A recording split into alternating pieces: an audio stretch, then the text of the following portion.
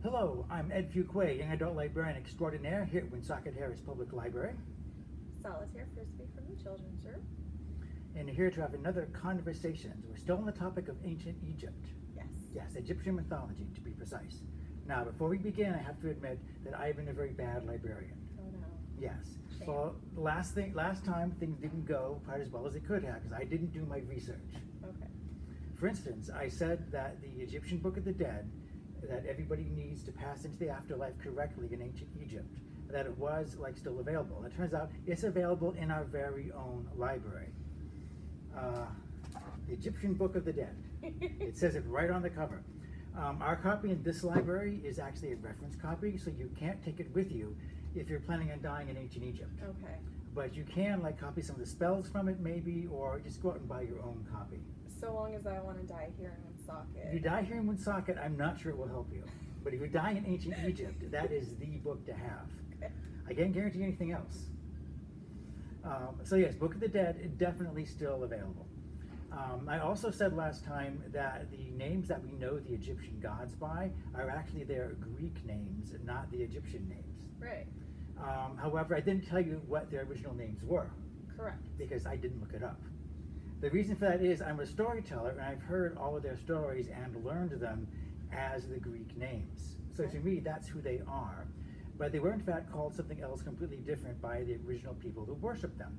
Now, one issue with this is that Egypt, as I said, was a world superpower for 1,000 years. Mm-hmm. And so the names of the gods actually changed tremendously over the years. Well, not tremendously, because they're mostly one-syllable names. So finding the original name of the gods is actually kind of difficult. In a lot of ways, Osiris is as good a name as any of the 3 or 4 others I could find online. But Osiris was worshipped under the name Usir, which is put into English as U-S-I-R, which is also spelled on some websites W-S-J-R. And how you're supposed to pronounce that, I have no idea. The name translates in Egyptian as powerful.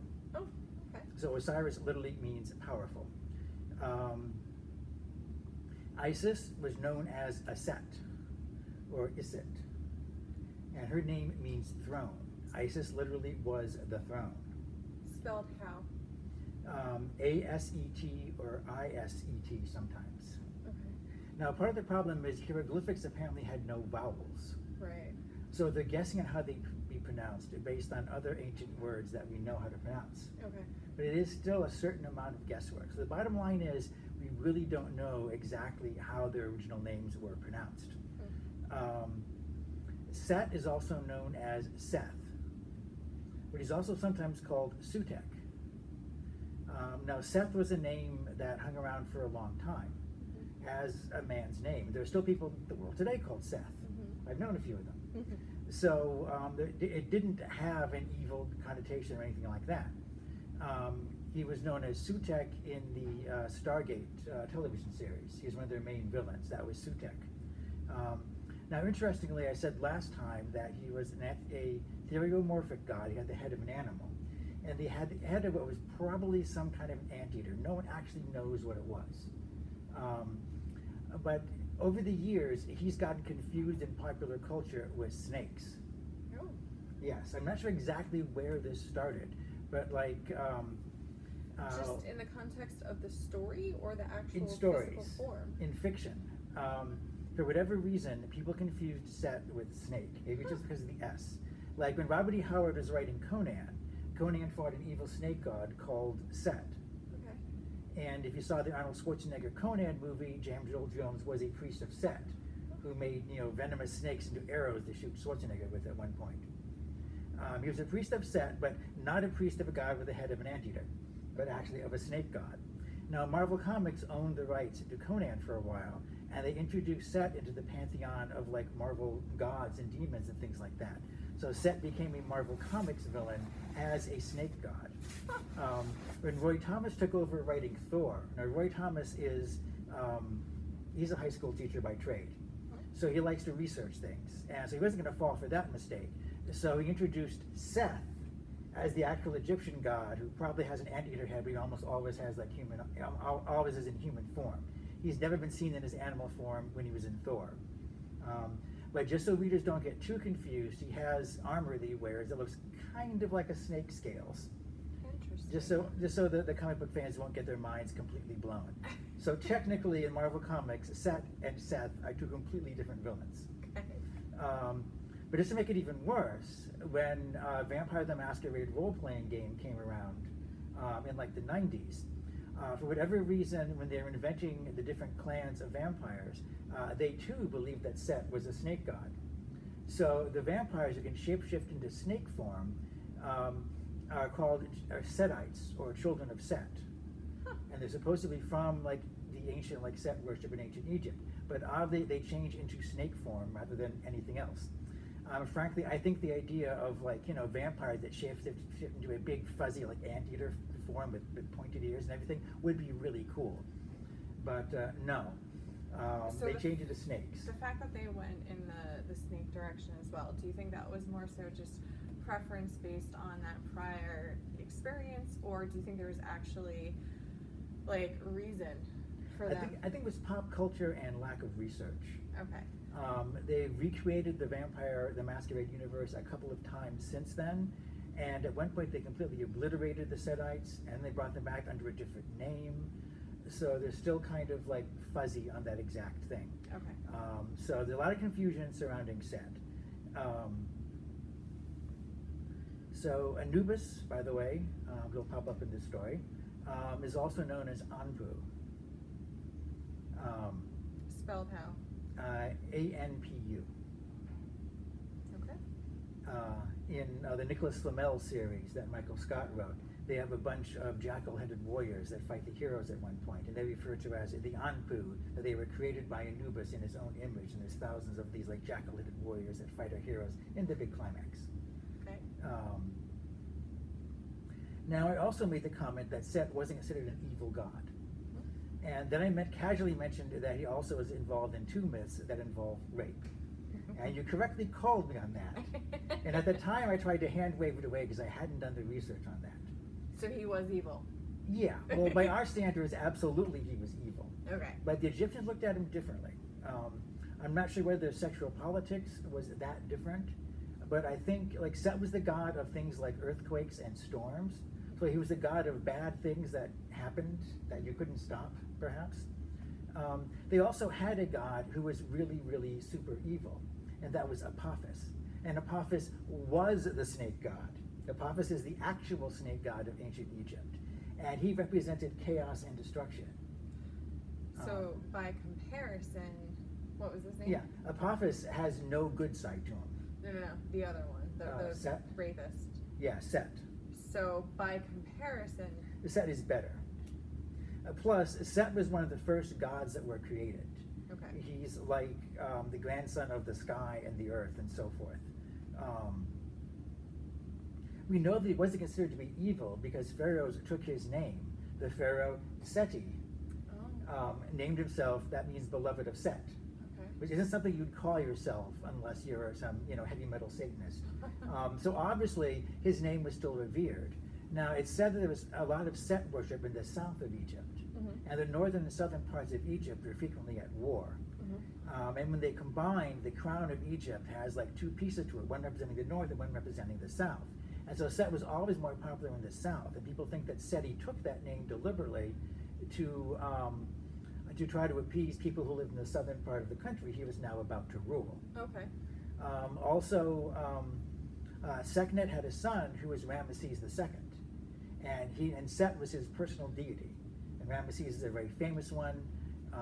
He was the villain in the Ten Commandments movie where he's played by Yul Brynner. Right. So yes, he definitely made his mark on history. So the first set of gods included Set, Osiris, Isis, and Nephthys, all of whom will pop up in this story.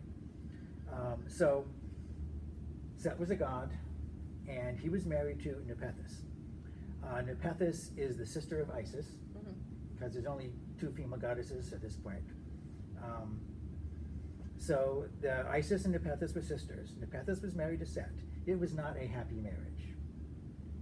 Set was also famous for having concubines. He was not a very nice guy. And for whatever reason, Set was also considered to be sterile. No one knows exactly why. However, Nepethys wanted to be with child. So she wound up going over to where Isis and Osiris lived. Now, Isis and Osiris, they're all siblings. Now, Isis and Osiris had decided, for whatever reason, not to live in the heavens with the other gods, but to go to Earth. So Osiris was an earthly king. He ruled as pharaoh, with Isis as his wife. So they have a place on the earth. And Osiris plays the role of the civilizing god, the one that teaches how to build roads and how to build bridges and how to organize a just society. So Osiris is by far the most popular of all the Egyptian gods. And Isis is the goddess of life, a goddess of motherhood, a goddess of basically, all things nice. So Nepethys goes over to her sister and brother's house. And one night, when the lights are down really low, she disguises herself as her sister Isis. And one of the things I like about the description, when they're translating the hieroglyphics, it said that she copied her sister's scent. Because the ancient Egyptians were very into scented oils and perfumes and things like that. So she copied the scent of Isis so Osiris wouldn't suspect anything. And she was with him, and in fact she did come back to her husband and was with child. Which unfortunately kind of set him off because he was completely certain the child wasn't his. Nevertheless, she gave birth to a child, and it turned out to be Anubis. Now, Anubis immediately, he's a jackal-headed god. Jackals are associated with the dead because they frequently tore bodies out of cemeteries. So, so they have an association with dead bodies and death. So Anubis went to the underworld to rule that. And he sets up the whole wing, a heart against a feather kind of thing, and so forth. He was called the judge of the underworld. So meanwhile, Set knows that Nepethys has cuckolded him. He knows it. And that makes him really angry and upset at Osiris. Is that part of why Osiris went to the underworld? Was that Well, we're coming to that. Okay. Set becomes obsessed with destroying Osiris, taking everything that he has, just wiping him out. He lusts after Isis. There's a story in which Isis and Set were battling, and she takes the disguise. She disguises herself as Sekhmet, the lion-headed goddess, so he won't know that it's actually her. But he sees through that disguise. So he changes into a bull to chase her down and grab her, but she manages to escape from him.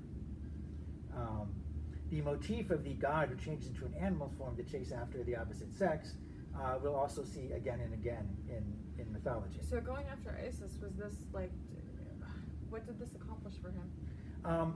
I presume he wanted to humiliate Osiris. But Osiris didn't even know.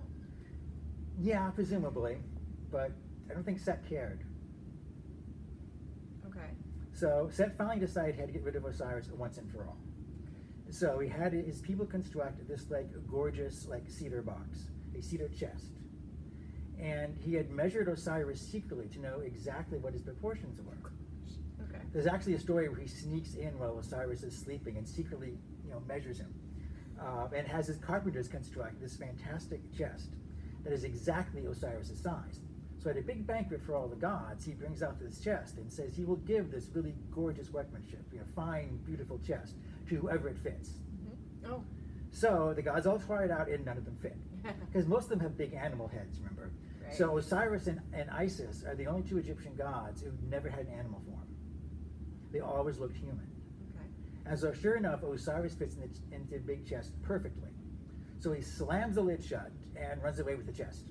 But the rest of the gods are apparently just standing around, just gobsmacked by his cleverness.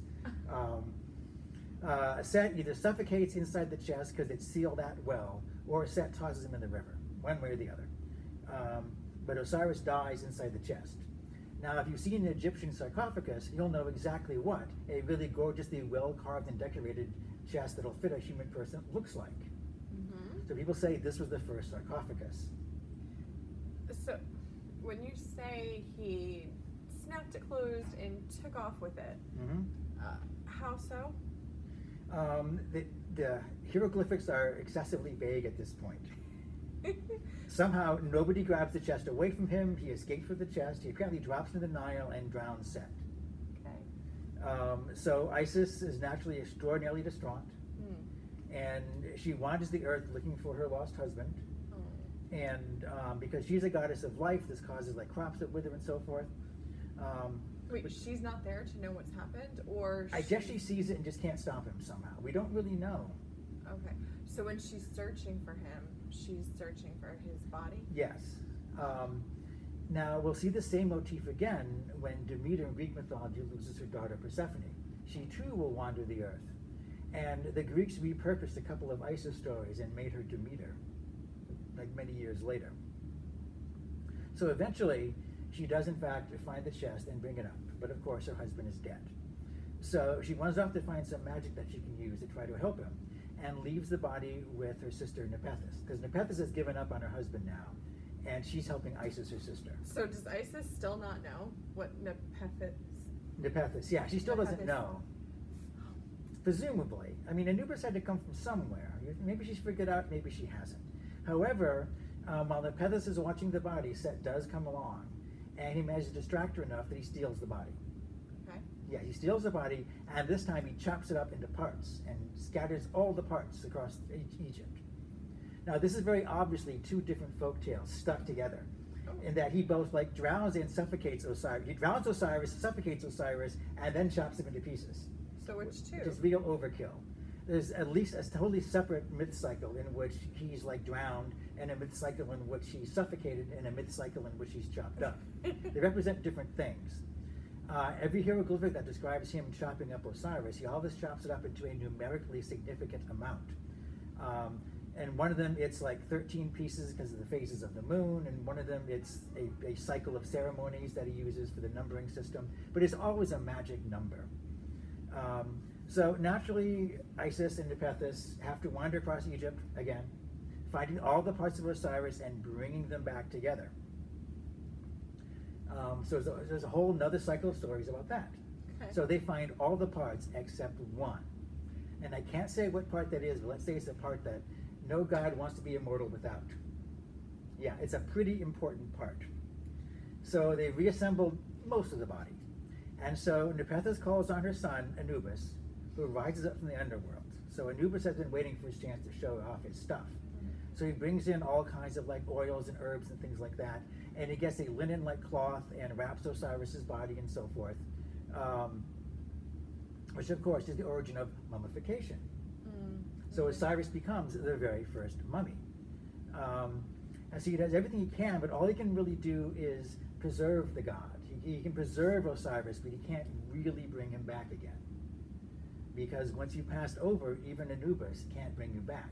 Okay. But Osiris is the goddess of life, don't forget. And she's assisted by her sister. So the two of them Isis. together, Isis and Nepethys, her sisters. So Isis is the goddess of life. yes. So the two of them together manage to do what they do. Yep.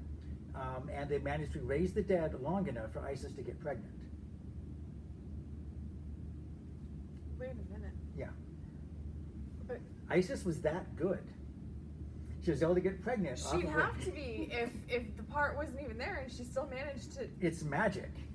She's a goddess. She's not a goddess for nothing. Okay. Yep, it's absolutely pure magic. And plus, she and Nepethys were the most beautiful women in the world. So how can even a dead guy resist them? Okay. So she's able to get pregnant, and she gives birth to Horus.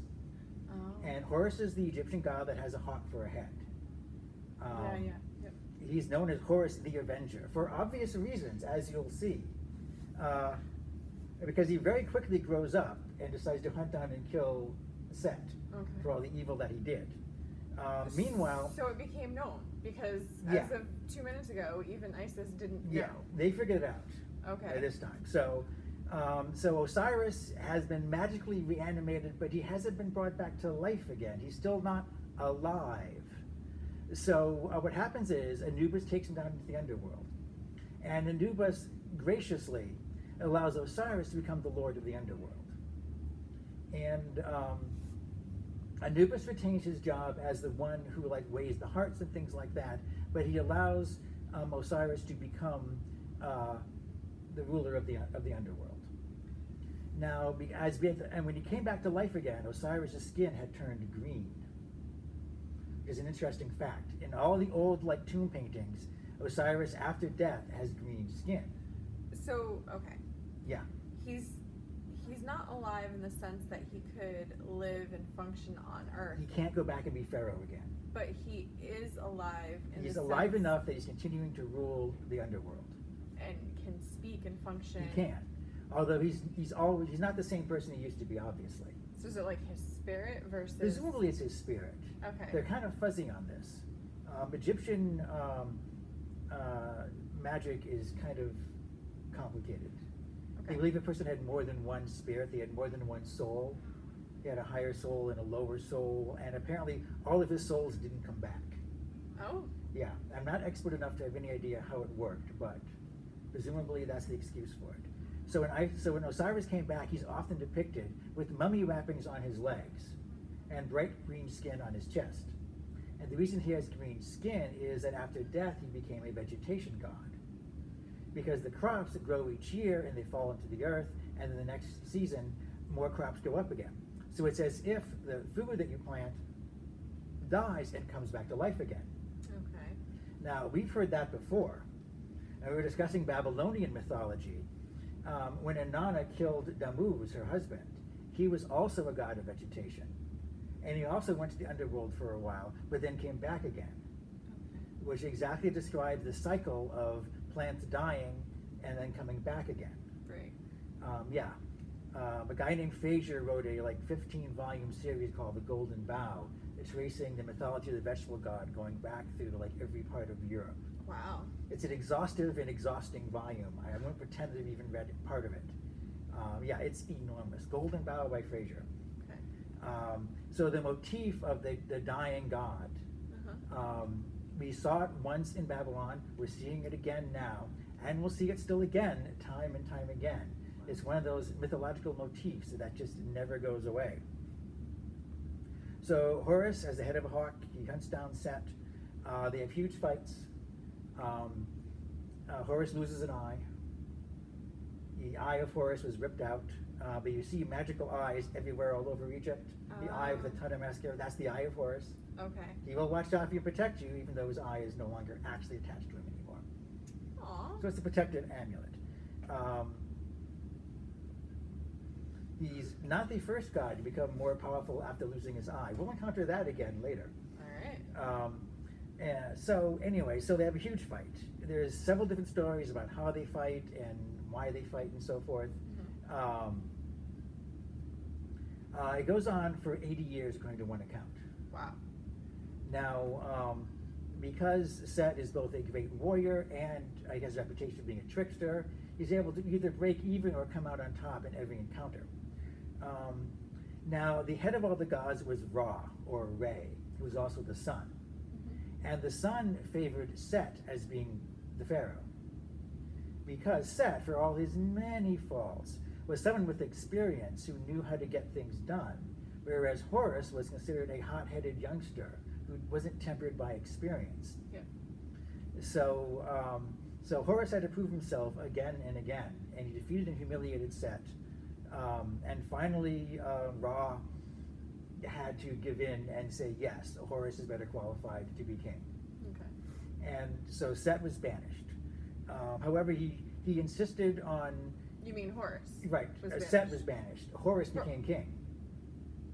Horus was able to beat out Set I thought finally. Horus was the younger one. He is. But he managed to prove himself to Ra through a series of contests against Set. Oh. Set was the more clever, but no matter what he did, Horus could always match even with him. Okay.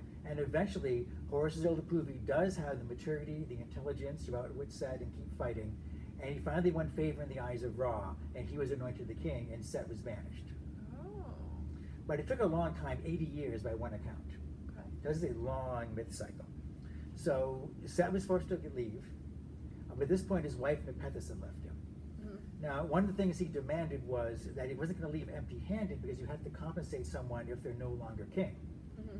And so they gave him two concubines, Anat and Astarte, who happened to be goddesses from tribes that Egypt had recently conquered. Okay. So Set took them as a consolation prize for not being king anymore. Yeah. So having two warrior goddesses from tribes that don't like Egypt as your concubines is may not be a good idea, or maybe it worked out for him. Who knows? The Set disappears in mythology at that point. But the story of his battle with Osiris became the myth cycle that all of ancient Egypt was built around. Well, maybe that's indicative of what the two goddesses thought of him. That's possible. In Egyptian culture, this was so important that they would act it out every year in a series of plays. Oh, wow. Osiris being killed, and the battle between Set and Horus and so forth was acted out in front of an audience every year during the festival time. Wow. So literally every person who lived in ancient Egypt knew this story. It was the most popular story in the world for at least a little while. And it became an important part of their culture because the pharaoh was considered to be a living god. And when he was enthroned, he was considered to be Horus, the sun. Which is why falcons are very, very emblematic of the pharaoh. And all the pharaohs we see them depicted often have the eye makeup, so that it looks like the eye of Horus. But then when they die, they go to the afterlife, and then they're enshrined as Osiris. So pharaohs that have pharaohs who have died in the past, when they're painted on the walls of the tomb, they'll be given green skin like Osiris has. So, help me, maybe I missed Okay. it. What is the underlying message of this particular story that it would be presented year after year and just become such a main cornerstone? Because the pharaoh was considered a god. Okay. It was a theocracy. And this is the story of how gods gain and lose power. But the winner is always Horus. And the person who's sitting in the throne right now is considered to be the living representative of Horus. So in a sense, it's a story about how your pharaoh came to power. Okay. Mythologically, Horus defeating Set was like every pharaoh defeating whoever had the throne before him and taking over. So it's their 4th of July. Yeah. Since Egypt was beset with war constantly over a period of several centuries, mythologically it represents Egypt conquering over their foes. That Set symbolizes a rival tribe, a rival country.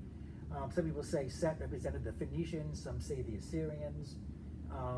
So this is their foundation myth of all of Egyptian society back in those days. Okay. Make sense now? Now, yes. Yes.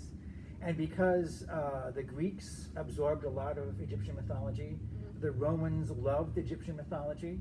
I think I mentioned before there were more temples to Isis in Rome than there was in Egypt toward the end of the Roman Empire. And so again, it is one of the most popular stories in the world. People never stopped telling the story until the ancient world fell apart and became, the modern world. And it's still popular today because when I started talking about it, you had already heard that story. It's popular enough that you've heard of it without ever probably having studied Egyptian mythology. Correct. It's become a part of our modern culture. Western civilization has always been fascinated with Egypt for reasons that don't always make sense. But ever since they started exploring tombs and pyramids in the 1800s and so forth, people opened up tombs and brought over Egyptian artifacts to England, and they had something they called Egyptomania, in which people would wear Egyptian makeup and they would dress like Egyptians to go to big parties in the 1800s. And shops sold knickknacks and curios that looked like little, pharaoh heads and things like that. It was huge. And then when Napoleon conquered Egypt, he brought back a ton of Egyptian artifacts to France, and then France went through the same thing. Oh, gosh. This whole obsession with everything Egyptian. Suddenly it was cool to look and act Egyptian for whatever reason. And if you remember, when the treasures of King Tut toured America many, many decades ago, is it before your time? It is before your time. I am ancient enough to remember when the treasures of King Tut toured America, and the same exact thing happened again. You would see representations of King Tut in Egyptian things, like in every store, posters. People put out albums of Egyptian music. Comedian Steve Martin had a whole set of jokes based on King Tut. Really? Yeah, because that's how big he was. You can make fun of him on Saturday Night Live. And for a guy who's been dead for thousands of years, that's pretty good. James Patterson even wrote a book about the murder of King Tut, hypothesizing that he actually could have been killed and not died of natural causes. So he's a huge part of Western pop culture. And I do recall Walk Like an Egyptian. Yeah, that was out of the popular for a 80s. while. Yeah. So yeah, the story of Egypt is one of those eternal stories. Yeah. And it's embedded itself into our psyche for whatever reason. even though the ancient Egyptians were very different from us. And I'll close this out by saying, I mentioned to my wife that there's not much that connects us to ancient Egypt, and she said, "Are you kidding? They worship cats. Have you seen the cat videos on YouTube?" Nice. There you go. We've never stopped worshiping That was cats. a good one. All right. So until next time, I have been Ed. Solitaire. And we'll see you next time. Until then, take care and be safe. Bye.